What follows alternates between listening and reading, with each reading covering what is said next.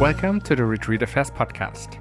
I'm your host, Sascha Kaus. You might guess that I'm pretty thrilled that you are listening to me right now. This is my first podcast, and I hope that over time you'll become a regular listener, and that with your support, I will be able to invite many guests to the show and have interesting and meaningful conversations. Let me tell you this. Sometimes I'm a little bit too perfectionist, and too many times I had great ideas and didn't bring them into life. And now we are here. Something is different this time. Retreat Affairs is born. I'm recording this shortly before the release of Retreat Affairs. The first interviews are recorded, the website is up and running, and the only thing missing is this first episode. The last weeks were full of planning, preparation, and production for the launch of the podcast. I spent many days in a kind of retreat from the outside world to do research, work on the design, find the best tools and techniques for recording, reach out and invite the first guest, and set the foundation to be able to record and deliver a new episode to you each week. Somehow I had to take myself out of the daily life and find my own routine to be able to bring this project to life. Isn't that something that we also do when we go on retreat?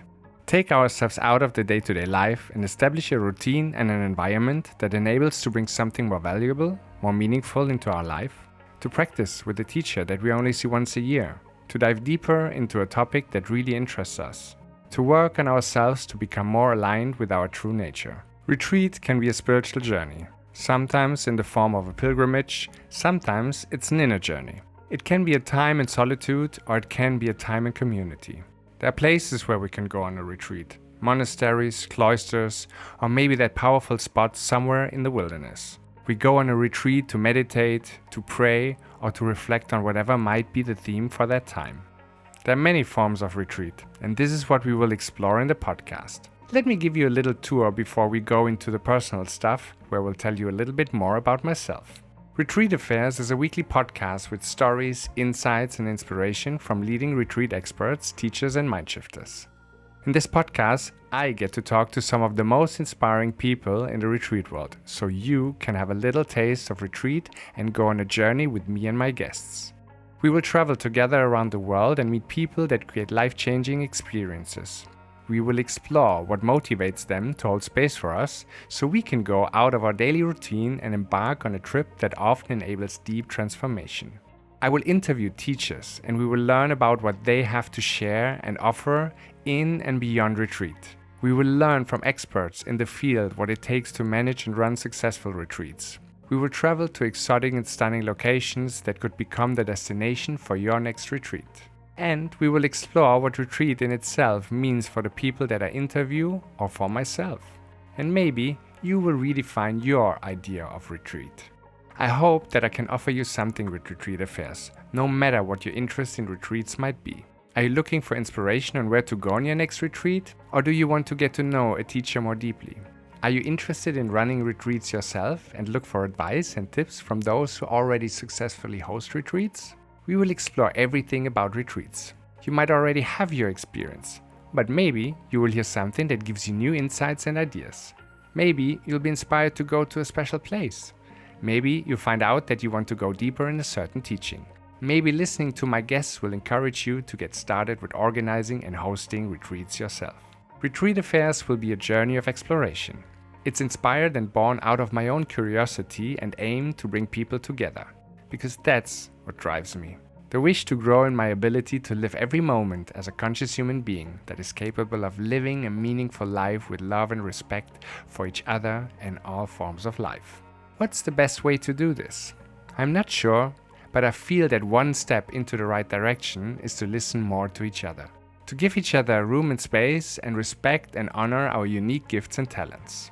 I know that there are many people out there that feel the same, and I want to talk to them and share their ideas and insights with you in this podcast. Now you're listening to the first episode, and I'm amazed that I made it so far. I'm very grateful that you offer your time and energy to listen. This has been a very deep and emotional process for me, and it's the culmination of so many events and episodes in my life. I had not planned this for very long, although the first ideas for the podcast reached back about 2 years ago, when it was still a little side note to another idea. Like so many others, the original idea didn't fully come through. What wanted to be born was the podcast. Within the next episodes, I will share more of what motivates me to put my time and effort into retreat affairs, but also what drives me to go on retreats, organize and hold them myself. And most of all, where I wish to take this in the future. But before we go into what might come someday, let me tell you a little bit about my own retreat experience. You will get to hear a lot of stories in the podcast, and I certainly have my own that I don't want to hide. The first time I experienced a retreat was probably when I went to India to go on an Ayurvedic cleanse. The year before that trip was a pretty rough one.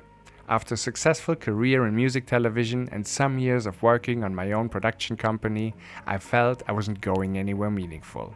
Nothing seemed to make sense. My relationship was suffering, and work wasn't fulfilling. Then everything hit hard. The relationship fell apart, and the project at work, though financially successful, was just giving me pain and headaches. Nothing made sense anymore. I'm that guy who will always tell you all is good.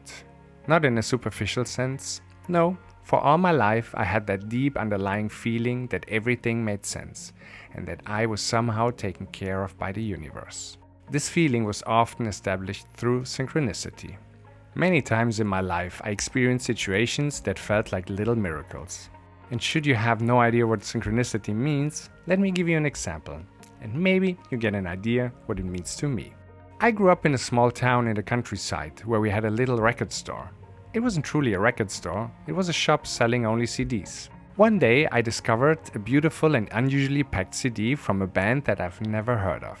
I listened to it in the shop and I was blown away by the music. It was something different and new for me. So I bought the album and it became my favorite for quite some time. I even copied it to a cassette so I could listen to it on my Walkman. Remember that? The band was Sieg über die Sonne, Victory over the Sun.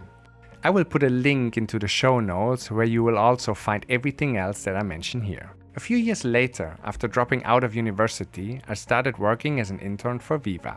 It was 1997 and the high time of music television, and Viva just started 2 years earlier and was at the time the biggest music television station in Germany, rivaling the competitor MTV. It was a dream come true. I started working on a weekly show called Club Rotation. It was all about dance music, and we filmed in clubs and on electronic music festivals throughout Germany and sometimes from all around the world. This is how the small town boy made his first trips to exotic places around the world. My first trip abroad as an intern was going to Kenya and Zanzibar on a luxurious cruise ship with DJs and parties on paradise beaches. This job also brought me to Ibiza, home to some world-famous clubs and a famous party scene. The little island in the Mediterranean has always been a place for an eclectic mix of people.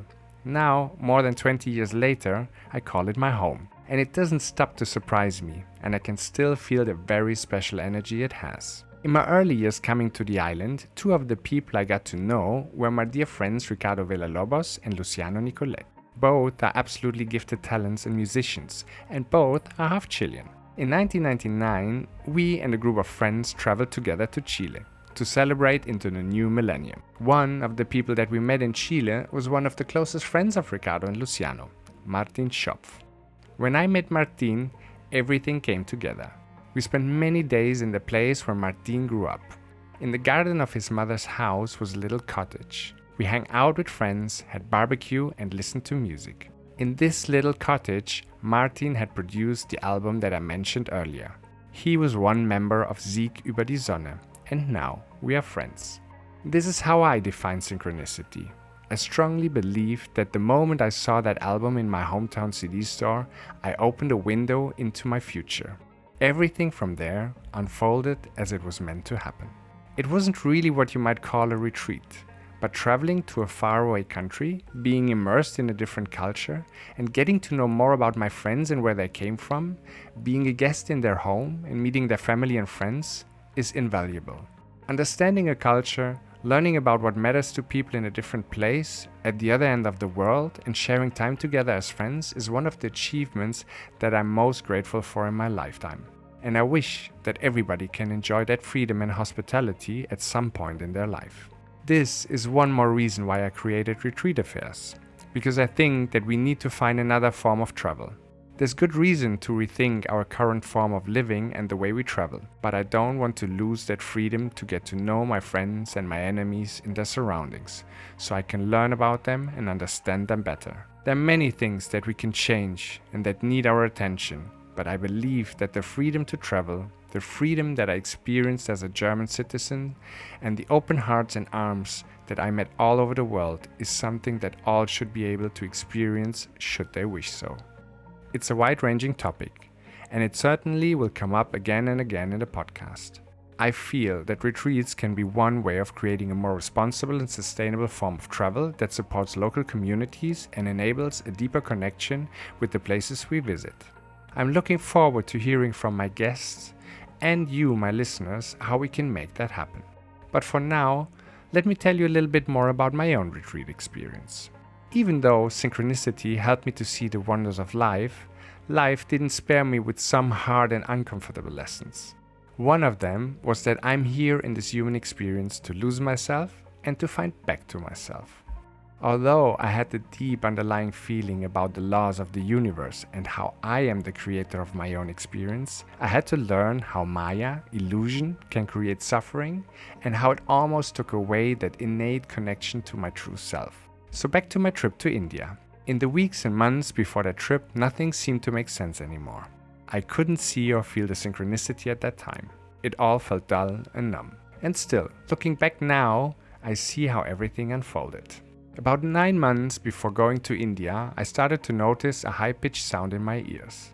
Tinnitus. As much as I knew that it was stress-related, I wouldn't take myself out of the drama that I had set myself up for. There were obligations and projects, and I felt I needed to direct all my efforts towards them before taking care of myself. I had to go through even bigger pain and stress to finally be ready to go on the retreat to India. Nevertheless, I knew already months ahead that this is what I needed to do. No one told me about Ayurveda or what might be good for me. I just had that intuition that I wanted to go somewhere where someone else would take care of me. I didn't want to go on the usual holiday trip that mostly consisted of going to a nice beach like Ibiza or Thailand, smoking lots of marijuana and enjoying good food and company of friends and hanging out and having an easy life. No, I needed to put myself in a situation that was different from everything that I had experienced so far and that gave me a chance to reconnect with myself. And so I started to move towards something that I wanted to bring into my life. One day I met Frank Lucht, an old colleague who I knew from my days at music television. He had become a naturopath, and I knew that he had some kind of link to India. I had already looked for an Ayurvedic center, but couldn't find the one that was just right for me. I felt he might be able to point me into the right direction. A few months later, I went to see him, and he told me about his teacher and his place in Kerala, India, the treatment house. I knew that this was the place that I needed to visit. In January 2011, I embarked a flight to India without knowing that this would become the start of my journey to find myself again. The weeks in the treatment house and the care and work that I received from my healer Vijay and his team transformed my life. It wasn't planned, it was just meant to happen. The treatments that I received in those 3 weeks were sometimes painful, and there were many moments when I wished I had booked a small bungalow at a beach in some exotic place. Nevertheless, what I received was so much more than I had asked for. I had my first experience of a daily yoga practice, and I started a regular practice when I returned home. I stopped eating sugar for some years, and the effect it had on my mood and my mind was mind-blowing. I shifted from being a happy meat eater to a completely plant-based diet, and there wasn't a day where I wanted to go back. 2 years later, I attended the Jivamukti Yoga teacher training in New York. I took courses with Krishnataki and Thai yoga massage. I went on a 10-day Vipassana retreat, and I became a breathwork facilitator with Alchemy of Breath. I filmed on yoga retreats, in courses and on yoga events in different parts of the world, and was able to combine my old life with my newfound passion. And I moved to Ibiza, where I started hosting retreats. So many little stories to tell, but there will be another time to go into detail with those, except for the one about hosting retreats, because that is probably the one I should tell here and now in the first episode of the podcast. So how did I get into hosting retreats? Well, it just needed a few steps to go there. The first was my second trip to India in 2014. On this trip, I got to know Lisa Budrus. We met on a Jivamukti yoga immersion with our teachers Lady Ruth and Yogeshwari in Pondicherry. Lisa is a fellow Jivamukti yoga teacher, a great physiotherapist, and a wonderful cook. During that trip to India, my passion for cooking got another boost. Wherever I would stay, I would go into the kitchen and prepare my own food, talk to my hosts and learn from them what they had to show me. Even in the ashram in Munga, where I stayed for a little while, the karma yoga in the kitchen was one of my favorite things to do. Sometime after I returned from India, I started to cook in the cafe of Jivamukti Yoga Berlin, where Lisa was already taking care of the whole kitchen team, and in January 2015 I helped Lisa to cook for the Jivamukti Yoga Detox Retreat on the wonderful Baltic island of Rügen. This was the first time I cooked on a retreat, and for such a big group of almost 40 people. It was so much fun and so rewarding to feed and nourish everybody with delicious plant-based food that I felt I wanted to do this more often. In some of the retreats and trainings that I have attended over the years, the food was just delicious, nutritious and nourishing. In some, it was not that much aligned with the teachings and the idea of wholeness. I felt that I wanted to be free and offer food my way, with no limitations and the freedom to fully control the ingredients and the variety that I wanted to offer. The seed for hosting retreats myself was planted. In 2016, almost 20 years after my first visit to Ibiza, I decided to spend more time on the island. Already years before, I'd been talking with my dear brother Ian Sedlowski that it would be cool to open a Jivamukti yoga school in Ibiza. We both had attended the teacher training with Jivamukti, and although I never really became a yoga teacher and shared what I had learned in that training, I was tempted by the idea to create a space in Ibiza where it would be possible to teach yoga and share my passion for plant-based food. I'm not sure if this is ever going to happen, because Ian has just opened Jivamukti Yoga Paris, and it's one of the most beautiful yoga schools I have seen. And Ian is one of the best yoga teachers that I've ever experienced. If you are in Paris, go and unroll your mat there and give Ian a big hug.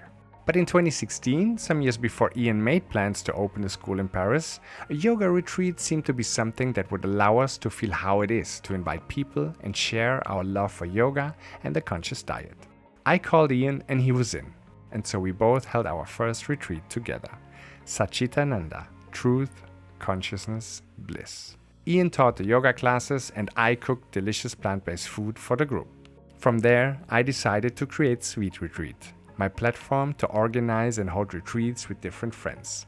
It was born out of a passion for coming together with other like-minded people to spend time together, practice and create a space that would allow growth, togetherness, healing, fun and love. I'd experienced so many of the positive aspects of being able to go on retreats, trainings and seminars that I wanted to share this with others. What followed were retreats in Ibiza, France and Germany, and lots of wonderful days with a bunch of people of whom some have become close friends. The retreat business wasn't all sunshine though.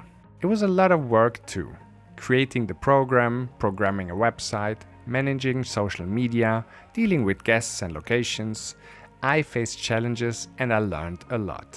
Some of the retreats were financially successful, with others I lost money. It's one thing to have meditations at sunrise in a beautiful spot in nature or kirtan around the campfire and singing mantras and be in bliss and harmony, and another thing to lose thousands and thousands that are paid in deposits for a location just to end up not having enough guests to fill a retreat. That hurt. But the moments in a retreat where a guest would come up to me and thank me for what we had created outweighed the losses. I learned sometimes the hard way, but I was motivated again whenever a guest would return to our next retreat. That's what practice is about. I try, I fail, I get up, and I try again. The more I practice, the more I find myself. So here I am now with the podcast. I have no idea where I will go with retreat affairs. What it has told me so far is that everything that I've done in all those years is coming together in what I do with this work. So many things make sense now that I didn't understand when I faced them. That's what I experienced in many of the teachings that I received over the last few years. Vipassana isn't glamorous, and sitting down for 12 hours a day and meditate can feel painful at times, but it also brought me bliss and the understanding that suffering is optional and pain is an experience like pleasure and joy. Yoga has given me dislocated discs and many days of physical pain, but it also gave me a community of like-minded people that share the same values and passions. In breathwork, it can be so hard to reach that point where the magic happens, but it showed me that the magic doesn't need to come in the form of mushrooms, and it only takes a few deep breaths to feel one with all of existence. Life is not easy, but there are moments again and again where I feel it, where there's no doubt. All is good. Everything makes sense and I am taken care of by the universe. Thank you. That's my mantra. Thank you for all of this. So where do we go from here? I don't know. I have no idea what the podcast will bring into my life. Even starting a podcast about retreats in these strange times might seem like a weird idea. We all don't know what tomorrow will bring and how we will be able to come together in the future. And what all of this means for the ability to travel and visit faraway places has never been more uncertain. What will retreats look like from now on? Many retreat businesses have suspended their activities and struggle in the current situation. I'm not sure myself when I will be able to organize the next retreat with Sweet Retreat. These are all topics that could fill whole episodes of the podcast, and I'm sure we will explore some of them as we go on and face whatever is present in that moment. I don't have the answers to those questions right now, but I feel more deeply what I'm looking for. What I'm looking for is a place and a space to come together with like-minded people to share the wisdom and love that is universally present and can be felt by all. I'm dedicated to create more retreats in the future because I have felt and experienced how powerful it can be to come together and learn from each other. Especially now, I feel that there are many people looking for a real connection in the physical world. That is what retreat can offer. That is what I want to bring into my life and into the life of others. As long as I'm looking for that place in the physical realm, I will connect here with those who are looking for the same. Those who have found it already, and those who are willing to share their teachings and wisdom with me, with others, and with you, my listeners. I'm deeply grateful that you are still here, and I welcome you to embark with me on this journey. But before I leave you for this episode, I want to take a moment to thank all the wonderful souls that have supported me over the last few weeks and that have contributed in some way to make Retreat Affairs happen. The idea was in my head for quite some time, but I was able to give it space and bring it into life during lockdown between May 31st and August 16 of 2020. I was locked out from my home and stayed with friends and family that gave me a home away from home and supported me with their ideas, practical help, and countless sessions of feedback during those strange times. First of all, I want to thank Alex Balzels. You have put the match on the haystack. You were that initial spark that got me going, and here I am. Without that first push, I might not be here. Thank you. Embark. Without your help and constant support, I wouldn't have made it through the last weeks. How much you believed in me and trusted in the process is without words. You helped me to see that my dedication is stronger than my doubts. Thank you. Laura Bull, Jano Ben Shaban, and Marlene. You have hosted me in times of homelessness and lockdown. The incredible space and room you gave me are still present in this work. Thank you. Jasmin Ort, Luca Ort, and Markus Rosknecht. You helped me to get off the ground, gave me valuable feedback to make the first steps and the first recordings. But most of all, you gave me a home away from home. You are family, and I felt welcome when I didn't have a home. Thank you. Alex Knock. You have opened your space and you have been a mentor, so I was able to create the design for Retreat Affairs. I know you could have done better, but I'm happy that you supported me to stand on my own feet. Thank you. Volker Pannes. It sounds too good to be true. I'm in love with the music you created and my heart jumps every time I get to play with the music in the podcast. Thank you. My parents, Gabi and Rolf. I'm not sure if you have any idea what a podcast is, but whatever I have done in my life, you have never judged me or tried to talk me out of my decisions. That's the greatest gift you could have given me. The freedom to explore my own capabilities and make my own choices. Thank you. My first guests on the show, for saying yes to something that you didn't know, for trusting me and coming on the show without having heard anything, offering your time and support just because I asked. I'm deeply grateful and honored. Thank you. Thank you to all of you who I haven't mentioned personally, but who listened to me during those last few weeks and who believed in me and encouraged me to keep the project going and bring it into life. And my listeners, for being curious and opening your ears and minds to others and their ideas. Thank you. Thank you all. Thank you live. Until next time, your host, Sascha Kaus.